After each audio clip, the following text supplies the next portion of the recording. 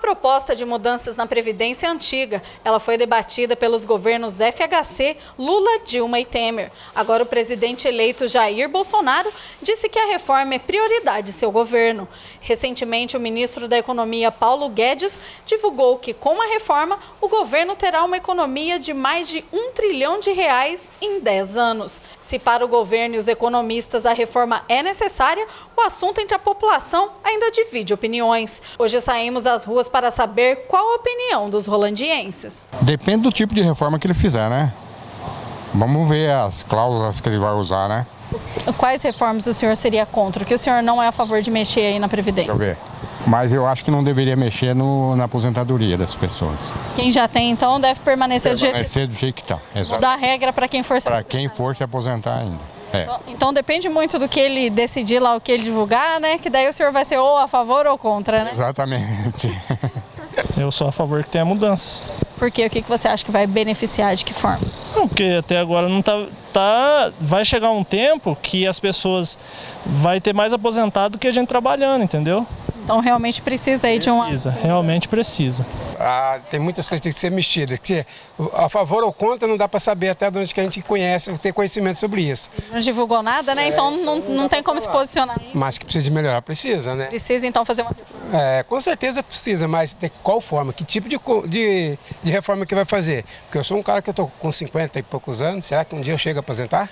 Essa é a pergunta que todo brasileiro agora está fazendo. Então é por causa disso, a gente não tem uma palavra específica, mas mudança tem que ter, porque muitas coisas erradas tem no meio, roubos e roubos que a gente não sabe de onde, mas nós que somos verdadeiros trabalhadores estamos sofrendo e não saber para quem apelar, porque a verdade é que o nosso poder judiciário está estragado. Todos os governantes, entre de prefeito, vereadores e tudo, escapam muito pouco, então nós não temos para quem recorrer. A expectativa é que, assim, pelo menos dessa vez, o trabalhador não pague o pato, né? Olha, eu acho que para ele não pagar só depois que nós morrer. Enquanto nós tiver vida, nós vamos pagar. Mas que precisa mexer, tem que mexer. Mas agora, que não seja lesado nem quem é o novo que vai aposentar no futuro ou aqueles que estão aposentando hoje. Uma aposentadoria justa para todo mundo. Porque ele passou uma retravaista esses dias atrás e falou, como com um soldado com 50 anos vai correr atrás do jovem? Agora, qual que é o trabalhador também com 50 anos, vai correr atrás no trabalho, se as empresas não dão trabalho para um cara de 50 anos, 60 anos? Aí você fica aquela expectativa. O que é bom? Tem que mexer? Tem. Mas tem que mexer só com nós? Nós vamos mexer com eles? Tudo bem, o trabalho deles é diferente do nosso. Mas nós é que nós ganhamos menos.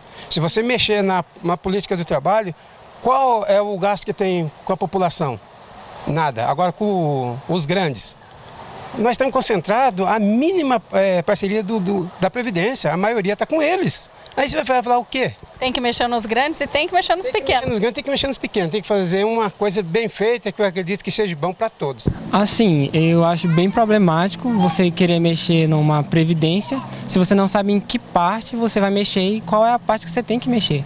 Por exemplo, eu acho muito complicado você mexer na Previdência e isentar a modificação de alguns setores. Por exemplo, o setor militar, que a gente sabe hoje que é um dos setores, infelizmente, pouco produtivo, porque não tem um tempo de serviço grande e é um setor que não vai ser mexido, entendeu? Então, os setores públicos, eles tinham que ter essa reviravolta, por assim dizer. Mas, em compensação, eles querem mexer com um setor que já está bem prejudicado, que é justamente com o trabalhador assalariado, né?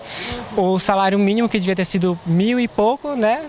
Não foi o ajuste proposto, inclusive pelo próprio Congresso, o que eu achei assim uma falta de respeito, né, com a própria população e com a classe trabalhadora, né?